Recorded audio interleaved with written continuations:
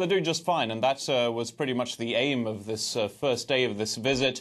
This was supposed to be largely a private trip to Virginia on board Air Force One for the two presidents, to the former residence of the former President of the United States, Thomas Jefferson, and also former U.S. Ambassador to Paris. This was supposed to show maybe a budding relationship between the two leaders, also a symbol of a strong Franco-American relationship right now. This is the kind of thing you nowadays get with a state visit to Washington. David Cameron, the British Prime Minister, for example, he was whisked away to a college basketball game on board Air Force One. Xi Jinping of China, when he was in the United States, got to hang out at a ranch in California with Barack Obama. This is all part of the game here to make it look like there's a good personal relationship as well as a good diplomatic relationship. Of course, we do need to also mention the relationship status here, because that is still making quite a few headlines here in the United States. You've, of course, seen the pictures. François Hollande did arrive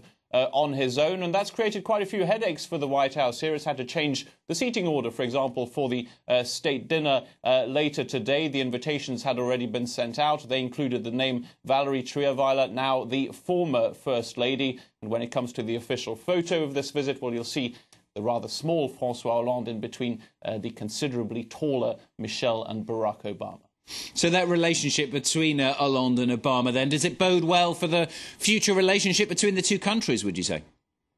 Well, going very well indeed, according to the two leaders themselves, who wrote an op-ed in both the French newspaper Le Monde and the Washington-based Washington Post. They say it's going swimmingly and has come a long way since the era of freedom fries. Remember, that was just over 10 years ago when France opposed the war in Iraq and got into all sorts of trouble with the United States, according to one senior administration official who we spoke to a little bit earlier. We've come a long way from freedom fries, that is. There'll be all sorts of subjects to be talked about later on in the Oval Office. Africa will be a big one, because the White House is certainly very grateful for what France has done militarily in Mali and the Central African Republic. And also remember, these were two countries who were very, very close to go to war together, basically, to intervene militarily in Syria. It is particularly since that moment that the two countries got that little bit closer.